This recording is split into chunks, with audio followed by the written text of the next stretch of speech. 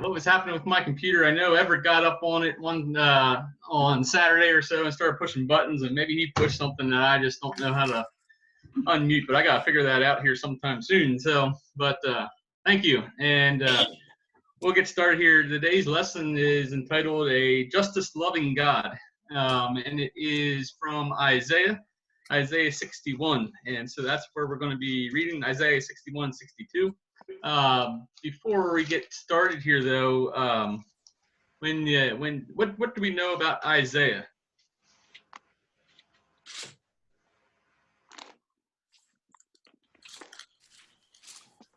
Or what's the first thing that comes in mind? Go ahead, Jesse. He's a prophet who interacted with a lot of leaders.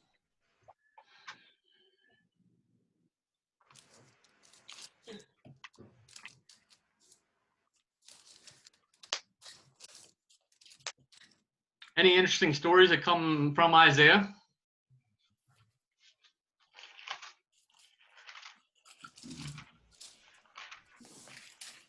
A lot of predictions about the Messiah, passages that we read around Christmas time, but a lot of messianic prophecy that's pretty explicit coming from Isaiah. Mm-hmm. Yep. Isaiah 9 is where a lot of that comes from. In my Bible, the heading is, "To us a child is born."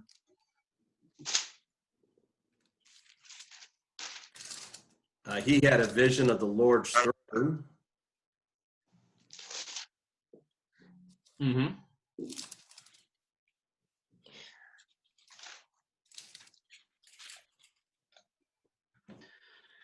One of the stories when I think of Isaiah that comes to me is Isaiah 6.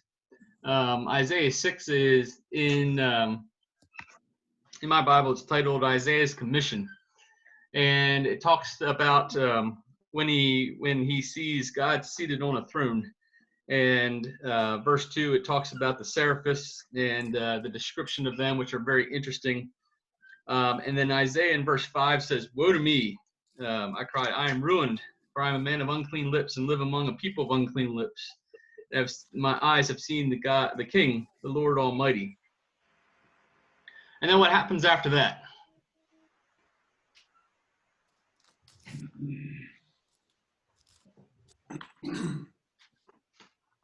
Well, he's still sent, and a piece of coal or a coal from the fire is touched to his lips, right?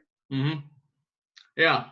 Number 6, verse 6, one of the seraphims flew to me with a live coal in his hand, which he had taken with tongs from the altar. With it he touched my mouth and said, "See, this has touched your lips, your guilt is taken away, your sin atoned for." And then verse 8, then I heard the voice of the Lord saying, "Whom shall I send, and who will go for us?" And Isaiah said, "Here I am, send me." And so that's one of the stories that I pull out of Isaiah here, and then the rest of it is prophecy and talking about what's going to happen here with Israel and all that type of stuff. Isaiah is prophesying here when the northern kingdom is paying tribute to Assyria, and eventually they do get carried away because they try to broker a deal with Egypt, and Assyria doesn't like that, and so they come in and take them away. In 722, the southern kingdom gets taken about 100 years after the prophecy here of Isaiah. And so that knowing that context here, God's judgment coming here on Israel at this time, this going into exile, and all that plays into what we see here in our text today. Our text today is from Isaiah 61 and 62, and again, the title is A Justice-Loving God. So I'm going to read our lesson text here, both of them, and then we'll dive into them. So Isaiah 61, verses 8 through 11. "For I, the Lord, love justice. I hate robbery and iniquity. In my faithfulness I will reward them and make an everlasting covenant with them. Their descendants will be known among the nations, and their offspring among the peoples. All who see them will acknowledge that they are a people the Lord has blessed. I delight greatly in the Lord. My soul rejoices in my God. For he has clothed me with garments of salvation and arrayed me in a robe of righteousness, as a bridegroom adorns his head like a priest, and as a bride adorns herself with her jewels. For as the soil makes a sprout come up, and a garden causes seeds to grow, so the sovereign Lord will make righteousness and praise spring up before all nations. And then Isaiah 62, verses 2-4. The nations will see your righteousness, and all kings your glory. You will be called by a new name that the mouth of the Lord will bestow. You will be a crown of splendor in the Lord's hand, a royal diadem in the hand of your God. No longer will they call you deserted, or name your land desolate. All right, so let's go back here to Isaiah 61. The whole theme of our lessons here have been justice. And so last week we looked at justice being served in kind of a ironic type of way. Today we're looking at justice loving God. And so we start off here in chapter 61, verse 8. And it starts off that says, I, the Lord, love justice. And so, as we've been studying justice here and all that, what does justice mean, or what have we come to know justice meaning?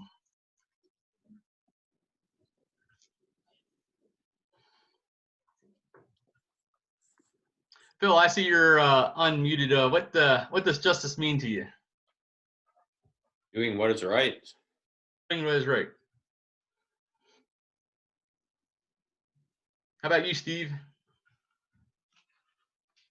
Fairness comes to mind.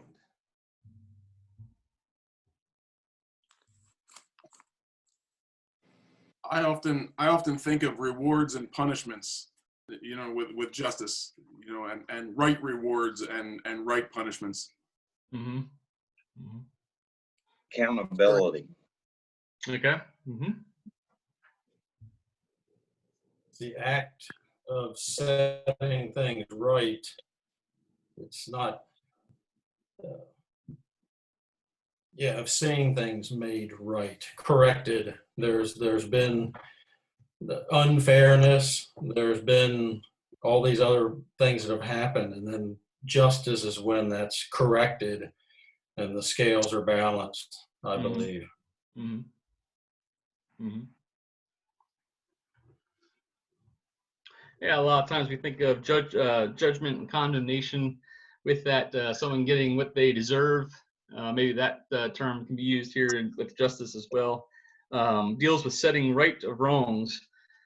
And here, verse 8, we see that God says that he loves justice, right? And here, it may mean more of what God's character is and what he expects from his people. All right. I don't know if you ever thought of justice in a way of this is God's character. Justice, a lot of times we think of maybe a reaction to something that has happened, but here we see this is a characteristic trait of God. God loves justice and what he expects from his people, and we see that a number of different times in different passages with that. Along with that is a moral behavior. Which we'll go through and see what that is. The next one here, it says, I hate robbery, and in my Bible it says iniquity. In the book it says wrongdoing. Where do I have that? King James, it says burnt offering. So I want to break this down here a little bit. We'll start with the word hate. What do you think of when you hear the word hate? Brussels sprouts. I thought you'd say coffee. Well, yeah, that too.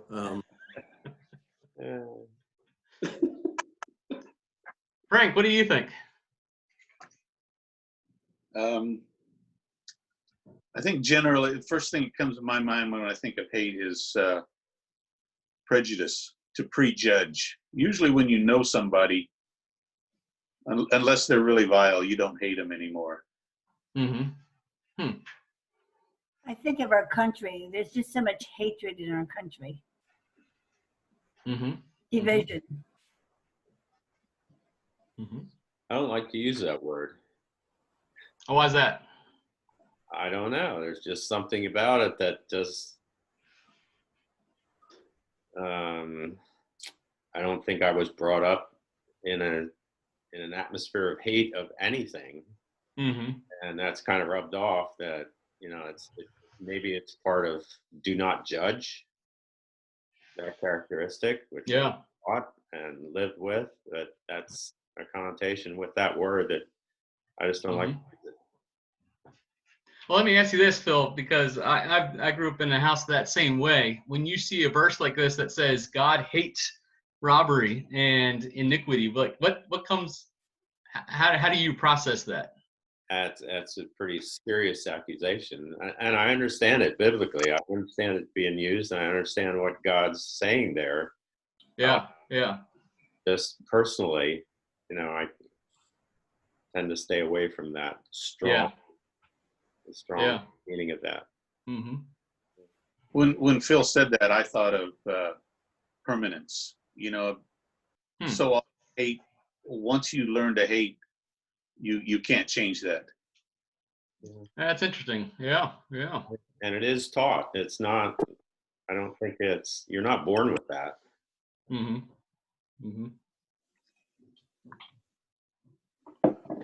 Mom didn't like when we used it around the house. Yeah. But when I think of hate, I think it was in college. There was we had a speaker, and he spoke on Proverbs 6. And Proverbs 6 kind of puts hate in the context of really making it personal to us. And he says there are 6 things that the Lord hates, 7 that are detestable to him: haughty eyes, a lying tongue, hands that shed innocent blood, a heart that devises wicked schemes, feet that are quick to rush into evil, a false witness who pours out lies, and a man who stirs up dissension among the brothers. That spoke to me personally in terms of hopefully I don't, those aren't characteristics of me, but they're characteristics we must guard against. And the Lord hates them. And I have it highlighted in my Bible. I highlighted it, and I read it often just as a checkpoint on the word hate. Mm-hmm. Mm-hmm. I also see this as a characteristic of a holy God, that a God who cannot stand sin. And I see these as a lot of it's kind of like a ongoing characteristic of his holiness when he sees the iniquity, the injustice going on. Mm-hmm. Mm-hmm. And ultimately he has justice, and thank God that he is the ultimate referee, or the judge who can put forth these things and set the standard. Mm-hmm. And it will be taken care of one day. Yeah, yeah. Mm-hmm. For sure. I read stuff like this about hate, and it's a little interesting to me. It reminds me of the full personality of God, I guess, that God loves this and hates this, and there is, when there is justice, there will be blessings and there will be judgment, and I probably am quick to emphasize one or the other, whenever we're talking about God, and God is this way. I don't talk about this part as much, but as you guys are talking, that's what's kind of striking me, that, hey, there's hate is part of God, not that he hates people, but he hates certain actions. He hates sin. He hates, that's just what's striking me right now. Mm-hmm. Mm-hmm. Maybe that's an emphasis of there's no gray area. Could be. Yeah. Mm-hmm. Yeah, we look at this at the word hate. I mean, it's a very, very strong word. Like someone who said that there's a level of permanence to that word, and yeah, it's a word I don't use, and partly because my dad didn't like it I'm sitting here beside my grandpa, and did you know that? Yeah. He didn't like that word. Yeah. And you know, that has stuck in my head. I remember how many weeks ago now was it? The middle of March when we were in Sunday school class, and I said something weird, and I got looks from the angles because they weren't allowed to say weird. And you know, when you hear a word like that you weren't allowed to say, and that was so ingrained in you to not, you know, when other people hear it, and that's one of the things that at school when I hear kids say, "Oh, I hate this person," like, no, you don't. You strongly dislike. And then they start saying that in front of me instead of hate. And you know, because that word is, it's a very, very strong word, and when God uses it, you know that it's very strong. It's something that He can't tolerate, and it's something that we need to be very careful in how we use as well. And so we see here, starting off in verse 8, it says, "I hate robbery. I hate iniquity or wrongdoing." And in studying this, the wrongdoing word comes about with how the Hebrew words were formed, and how vowels were put in, and if you put in different vowels, you can get different words and all that, which is kind of interesting. But I think it all comes back to this wrongdoing, this iniquity. In the King James, it says burnt offering, that God hates when we go through the motions, especially religious motions, and the moral the moral part, the moral requirement is not being held up. In our, what word do we use today for that type of thing? You go through the spiritual motions, but Monday you go back to not that.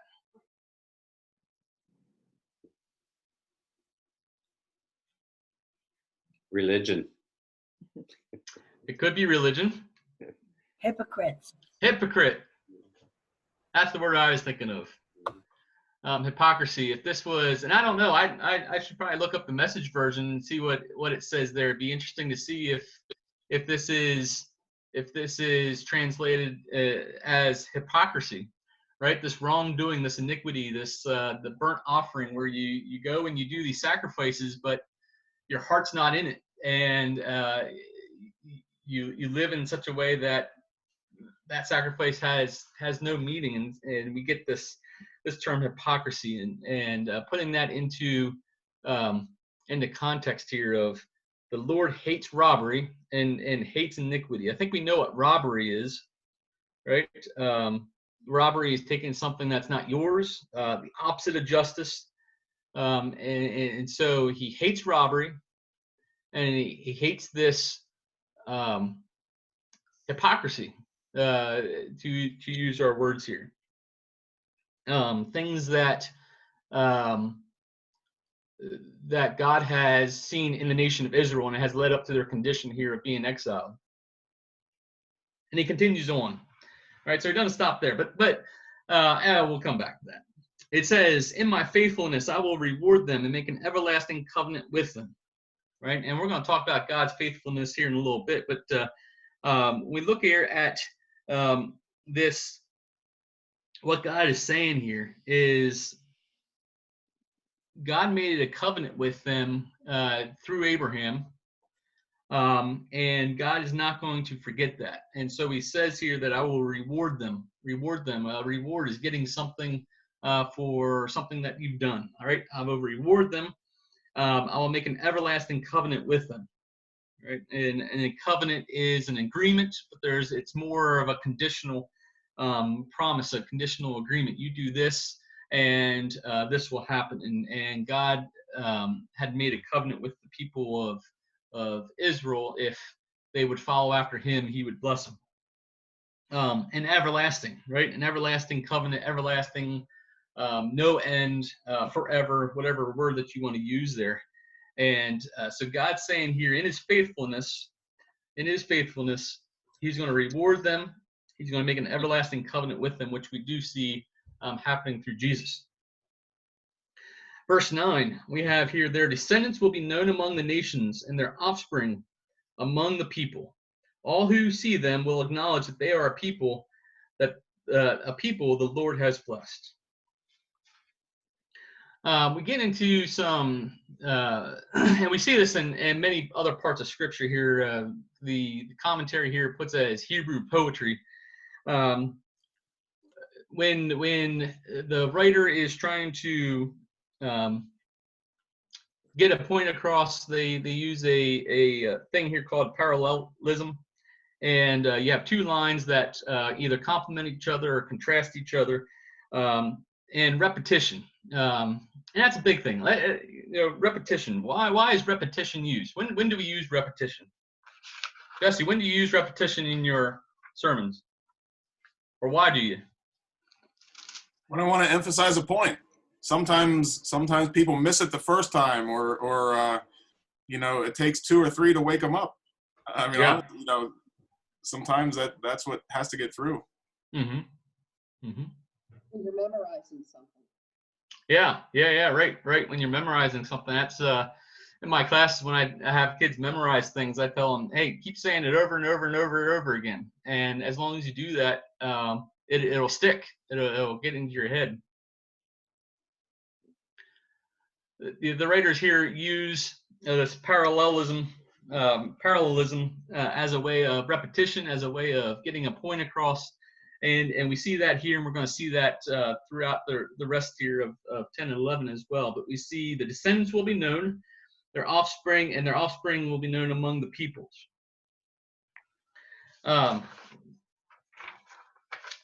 What is God saying will happen to his people? Their people right now are facing the exile, the northern kingdom in exile, the southern kingdom in 100 years, the exile there. They're going to be left. Or forced out and leave the area. God's saying here in verse 9, their descendants will be known among the nations, their offspring among the people. A lot of times, use our modern day language, we say that there's going to be a legacy that's going to be left, a heritage that is left right there. And the last part of verse 9, all who see them will acknowledge that they are a people the Lord has blessed.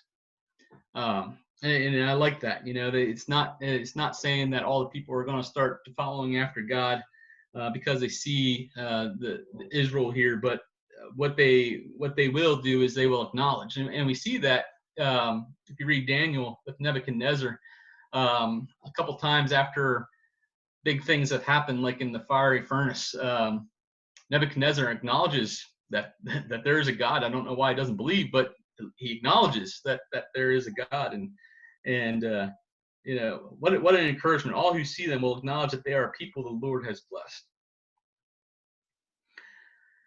We go here to verse 10. Verse 10, the speaker changes. So verse 8 and 9, the speaker was the Lord. Verse 10 is Zion or Jerusalem here at this time. And it says, I delight greatly in the Lord. My soul rejoices in my God. And it's interesting here to see kind of like a cause and effect here, right? Jerusalem delights greatly. And why does it delight greatly? It's because of the Lord. Why does the soul rejoice? It's because of my God. And again, this parallelism and this repetition. And we'll come back there to number 10 in a little bit. For he has clothed me with garments of salvation and arrayed me in a robe of righteousness. All right, again, two statements there saying the same thing: garments of salvation and a robe of righteousness. As we look at this verse, God is doing the clothing. All right, so God is the one doing the action. And if we look at this, salvation and righteousness are closely related. It's not that righteousness will get you salvation, right? But when we look at this here, this righteousness is God's righteousness, right? God puts his righteousness on us to make salvation possible. And we see this happening through Jesus in the New Testament. We have the bridegroom and bride imagery here as well, right? Special clothing for a special occasion. In Ephesians 5:22, it talks about the church being the bride for Christ. And so we get this, we see this bridegroom adorns his head like a priest, and as a bride adorns herself with her jewels. So, something special is happening here. It's a special occasion, and we see this. The wording brings to mind Jesus and the church in Ephesians, and then in Revelation 19, it talks about how the church will be dressed for the coming of Christ as well. And then we get verse 11. Verse 11 here, we have the soil makes the sprout come up. The garden causes the seeds to grow. So the sovereign Lord will make righteousness and praise spring up before all nations. The Lord is the one that's making this happen, just like the soil in the garden causes the seeds to grow. All right, so that's a lot of verses there in a little bit. And so let's go back and what are some takeaways that we can apply to our lives right here. So one of the things that the commentary brought up a question here is, which do we need to work on today? Learning to love what the Lord loves, or learning to hate what the Lord hates? And I'm just curious, as you reflect on that, which one do you feel you need to work on more? Do you need to work on loving what the Lord loves more, or do you need to work on hating what the Lord hates? I'm just curious, what comes to your mind right there?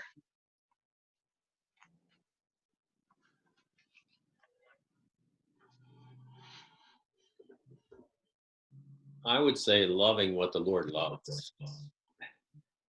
And why is that? Well, we can have a tendency. I think it's a human tendency to want to judge, and some things we look at, some people we look at, we can tend to judge. And God loves those people. He loves them as much or more than he loves me or anybody else, and you can have a tendency to forget that. Mm-hmm. When we say, well, this person it's because of their actions where they are today, something like that. God will overlook that, and he's just waiting for them to return. We tend to forget that, I believe. Would say, well, I could have a tendency to write them off if I'm not careful. Mm-hmm. So I would say that's the bigger challenge for me. I agree with Phil. I know what the Lord hates. Yeah. I don't have to guess about that. If the challenge is how to show Christ's love in the midst of those hates around us, if that makes sense. Mm-hmm. And learning how to show and exhibit Christ's love. Quite frankly, given the current situation we're in with this COVID-19, obviously we know the physical toll it's taking, the medical toll. I think the more challenging thing is the emotional toll that it's starting to take, and how to show Christ's love in this time, particularly when we're in isolation, quote unquote. Mm-hmm. That tends to be the challenge for me, is knowing how to love the way Jesus loved. Mm-hmm.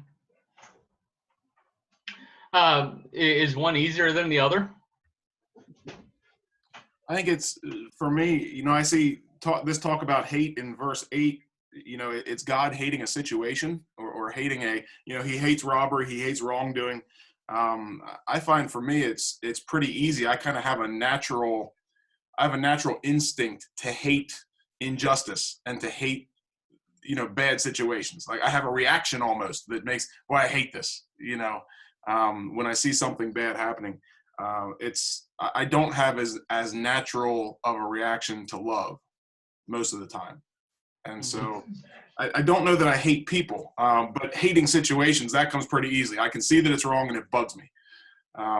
But to love people is something that I have to choose a little bit more often. The way the world has spun it now is that as Christians, we're condemned when we hate an action or hate something, not a person. Now, it's twisted that we're hating the person. But the word makes everything personal, don't they? When in actuality, we're hating the action. Mm-hmm. Now, do we do a good job of conveying that? I think we try, but it just, so I'll go back to your question, Ryan. I think, what does God hate? Or God does not hate people. We as humans, I think we can easily think that we hate people. I hope that we really don't, but that's part of our sin nature, is that we struggle to separate the action from the person. Then we start hating a group of people, you know, all different kinds of groups. We start hating them. So I keep, love without truth, the saying is love without truth is hypocrisy. And we've got to be able to hate actions. Although I still struggle with, God can hate because he's holy, he's pure. So he's light, he hates dark, so I don't want to say that we can ever hate or ever have the right to hate like God has the right to hate, but we certainly go down a slippery slope when we start saying, well, we can't hate anything. We can't, let's not hate, let's just love. Well, wait a minute, that's, we're called to hate actions and hate certain things, but not people. Well, it's that old saying, Ross. I mean, it's not in the Bible, but a lot of people have heard it. The hate the sin, but love the sinner, and that's for some of us that's hard to separate. If we hate the action, some of us automatically then judge or hate the person, and of course the world sees it then the other way, and they say, well, if you hate the sin, well then you hate me, and so but still, I think what I hear you talking about is, there is this idea that God hates the sin and loves the sinner, and that's maybe what we're supposed to emulate as well. Mm-hmm. Mm-hmm. Another thing that we can pull from this group of verses here is, in verse 8 it says, "In my faithfulness." All right. Yeah. How do we see, or how do you see God being faithful today? How do we see God being faithful when injustice abounds in our society? We're talking about injustices here.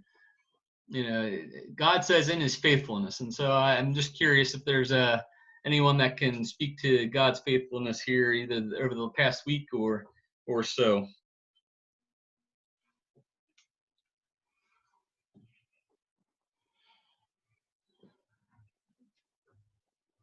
Jesse, I'll put out. You sent out an email. There was a need, a very unique, special need, and I think you guys saw God's faithfulness and how people responded with that need, and that's always see God working in that way. That we see God being faithful, I think is good. Yeah, I was with the 3 kids that needed a home. Part of me was like, oh, how are we ever going to find anybody that can do that? And then I got calls from 3 different people who were ready to seriously consider it, and one family who said, yep, we'll do it. And that happened in like 2 days. It didn't even take a bunch of calling around and pulling teeth. And so that's kind of God's faithfulness, God working through people to meet the needs of other people. That's pretty neat stuff.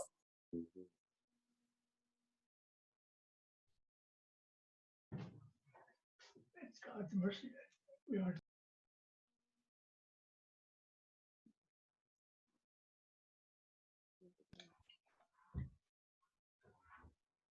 I think it's important to continue to tell stories, and that's a theme that I've been in my head anyway, going over and over.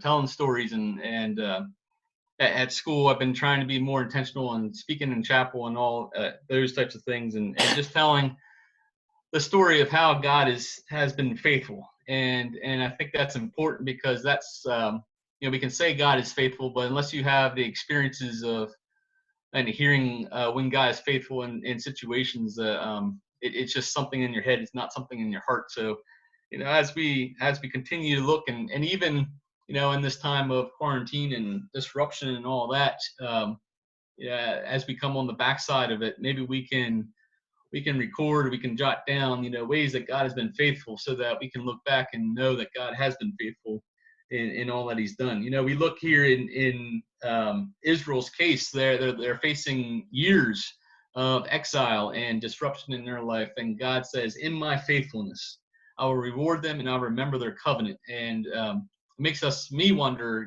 can we continue to rely on God's faithfulness even in disruption of life or job or whatever it may be? And so let's keep that in mind here too. The third thing that I think we can pull here is, how do you view your legacy or heritage? How do we view the legacy and heritage of the broader church? What do we need to start doing today to have a positive legacy and a heritage instead of a negative one? And I guess I'm kind of leading the question there of saying, you're going to have a legacy and you're going to have a heritage. All right? Is it going to be a positive one, or is it going to be a negative one? And you have your own personal family legacy and heritage, but we also have the legacy and heritage of the church. And verse 9 says, "The descendants will be known among the nations, their offspring among the peoples. All who see them will acknowledge that they are a people the Lord has blessed." And as we go through our lives, are we doing things to leave a positive legacy that people will look back and say, yes, they were, they were following God. They were, the Lord blessed them because of their faithfulness to God. And I'm just curious if there's any thoughts on that part of verse 9 here. Ryan, it's not of today, but I thought when I'm reading that, there are people that the Lord has blessed. I think back of last week's lesson at Haman. Haman was warned by his wife and relatives that he wasn't going to be able to do his plan to eliminate the Jews. And that had to be someone looking back and saying, they're the Lord's people. You're not going to win. Yeah. So, Ryan, I find it ironic that you're speaking from your grandfather's home. Yeah. In my mind, he's a legacy to me. The stories he's told, I hope he can hear this. He can hear you. The stories he's told to Kathy and I, and God's faithfulness in his life, and his trips to Israel and the Middle East, and I often look for people, role models, that exhibit God's faithfulness, and Naaman King is one of them. Thank you, Naaman. Thank you. He said thank you if you didn't hear him. Yep, right. He always had a story. Came into our business. Jim Woodard. Grandpa brought the King James Bible here to me, and he highlighted here Lamentations 3:22, and this is the King James. It said, "It is of the Lord's mercies that we are not consumed, because his compassions fail not. They are new every morning. Great is thy faithfulness. The Lord is my portion, saith my soul. Therefore I will hope in him." They are new every morning. Do we believe that?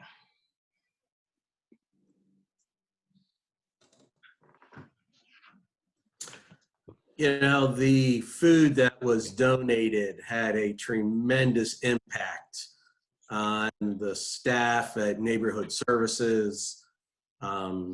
So they were greatly impressed with the food donations from our church.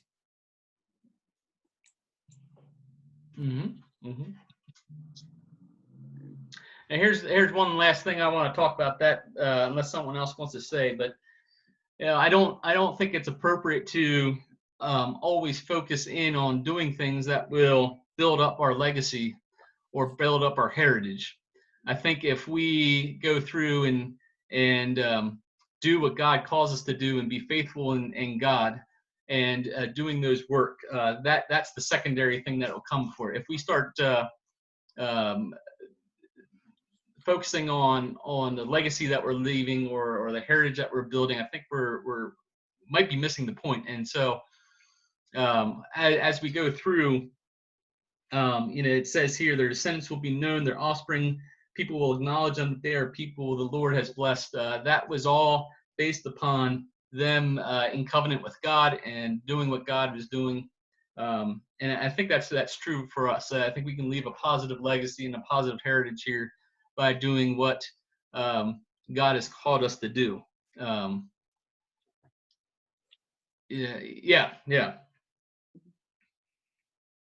And the last thing here for you to think about here is, how has the Lord made righteousness and praise spring up before your neighbors this week? Have your neighbors, have your community seen the righteousness and praise that God has sprung up? And it's something for you to think about here in the verse 11. If we're in God, just like a sprout is in the soil or a seed is in the garden, there's no other thing that can happen to that except to grow. Are we so in God like a seed in the garden that all we that the natural thing that's going to happen is for us going to be to grow and to praise God and to be righteous? Something there to think about here as you go through this week and people that you interact with.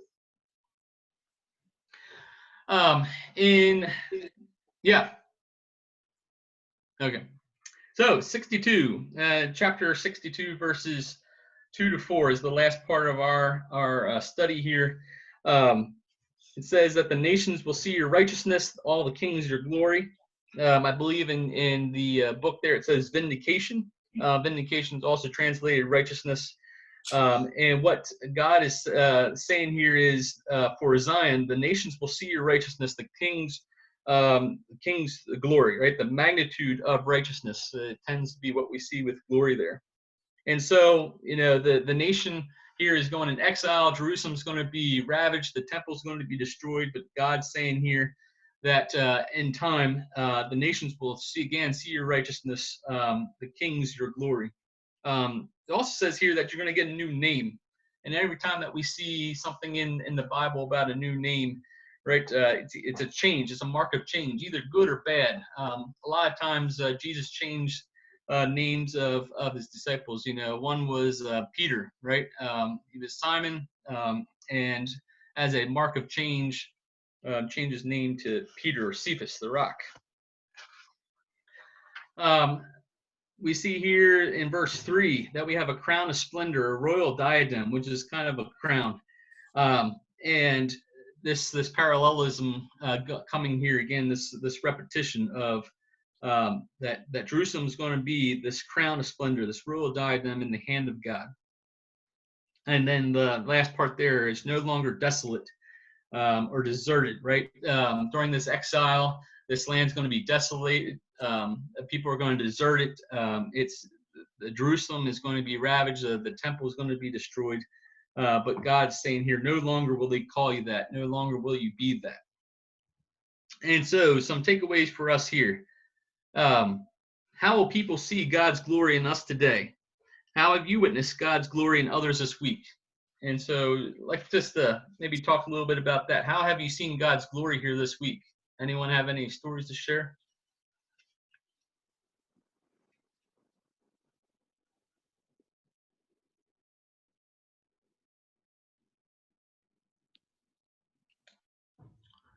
I think about it. Maybe it's something you can jot down and write down that you can look at later.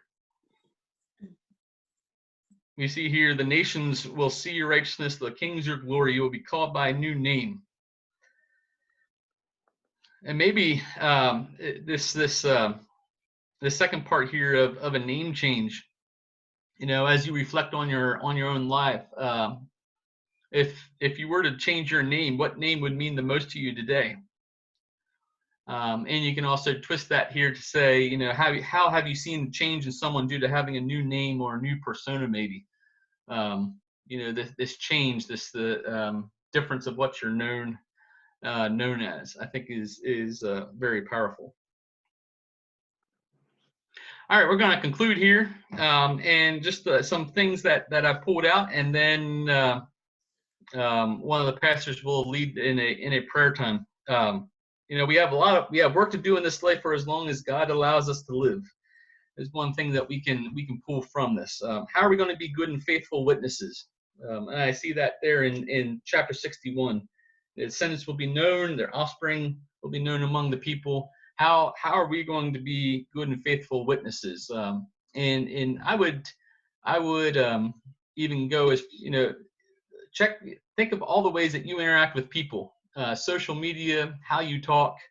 Are we being good and faithful witnesses, or are we putting stuff out that, I don't know. I've been challenged with that here this week and the last number of weeks of just how is the Christian body being a good and faithful witness? As you reflect here, how have your views of justice changed over the course of the study, or how have they been reinforced? All right. We go back to what we discussed about hating what God hates and loving what God loves. How have our views of justice changed?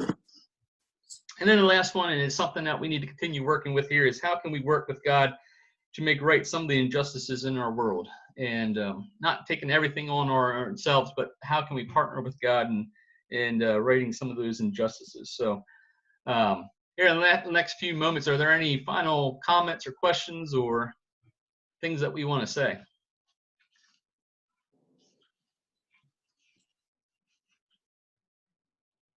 Ryan, one of the things I just thought about was in our world today, the news, I think it's a tendency that we can fall into. The news is a big part of this. We seem more interested in placing blame than we do rectifying situations. And it almost seems like as long as we can blame somebody, we're happy about it, that we've done our part. That's not a good feeling. Mm-hmm. It's the wrong action. When we blame somebody else, it's automatically not our fault. Yeah. And that doesn't necessarily solve an injustice, does it? No. Mm-hmm.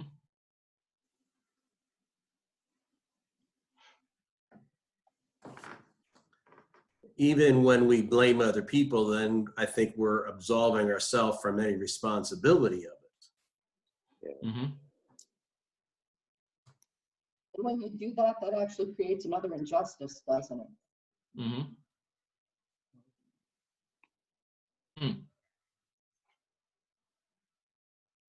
Can injustice result in more injustice, which results in more injustice? It'd be interesting to see the opposite. Does justice and working justly, does that breed just actions and more justice? I don't know.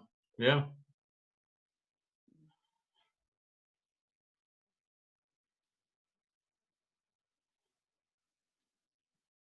The more, as I reflect on justice, I relationship with people was so important, and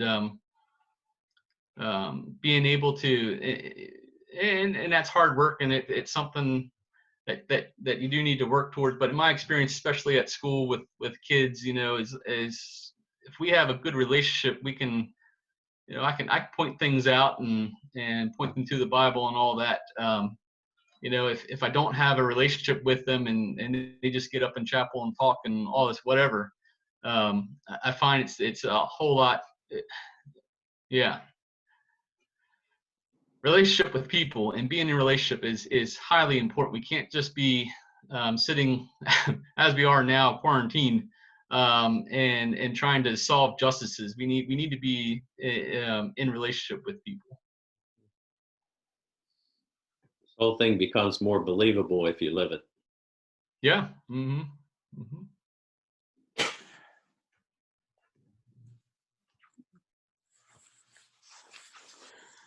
All right, that's all I have here for this, and thank you for bearing with me here at the beginning, and hopefully it was found to be fruitful and valuable and all that. So with that, I'm going to close out, or I'm going to leave, but Jesse or Steve, if you want to end in a word of prayer for the prayer requests that were spoke before I came on, that would be great.